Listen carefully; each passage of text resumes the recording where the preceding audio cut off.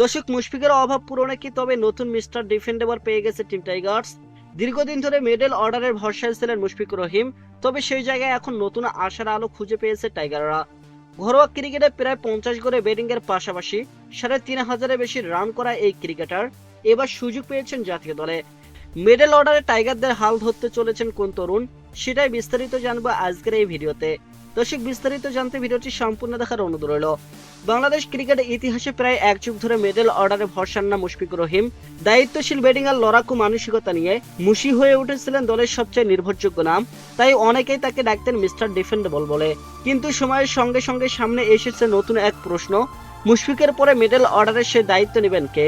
সেই প্রশ্নের উত্তর খুঁজতে গিয়ে এবার আলোচনায় উঠে এসেছে এক নতুন নাম, তরুণ wicket keeper batter Amit Hasan.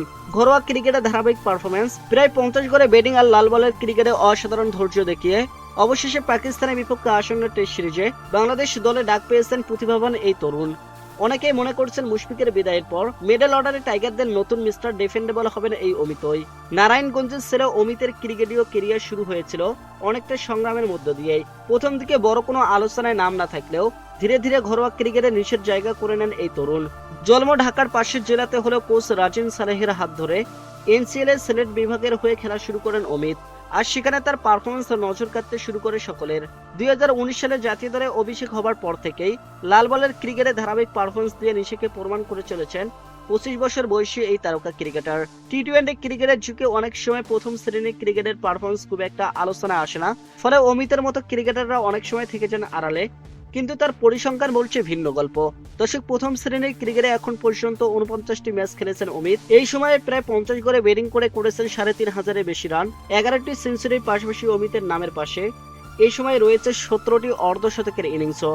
দর্শক, ঘরোয়া ক্রিকেটে এমন ধারাবাহিক পারফরমেন্স খুব বেশি ক্রিকেটারদের ক্ষেত্রে দেখা যায় না। গত এক দশকে জাতীয় ক্রিকেট লিগে এক মৌসুমে 700-এর বেশি রান করতে পেরেছেন মাত্র 2 জন ক্রিকেটার, তাদের একজন এই অমিত হাসান। শুধু তাই নয়, তার ক্যারিয়ারে রয়েছে 2টি ডাবল সেঞ্চুরিও।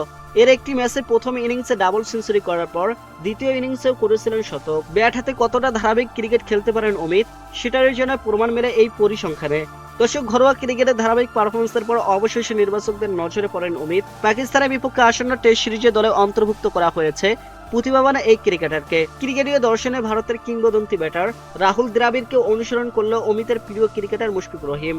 তার মতোই উইকেট কিপিং এর পাশাপাশি ব্যাটিং রাতেও সিদ্ধহস্ত অমিত। ঘরোয়া ক্রিকেটে কয়েক বছর ধরে খেলছেন একই দলের হয়ে, কাছ থেকে মুশফিকুর রহিমকে দেখে অনেক কিছুই শিখেছেন। সামনের দীর্ঘ ক্রিকেটীয় ক্যারিয়ারে সেই শিক্ষাটাই তাই কাজে লাগাতে চান অমিত।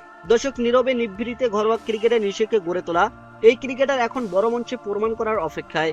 তিনি সত্যি কি হতে পারবেন বাংলাদেশের নতুন মিস্টার ডিফেন্ডেবল? উত্তরটা সময় বলে দেবে।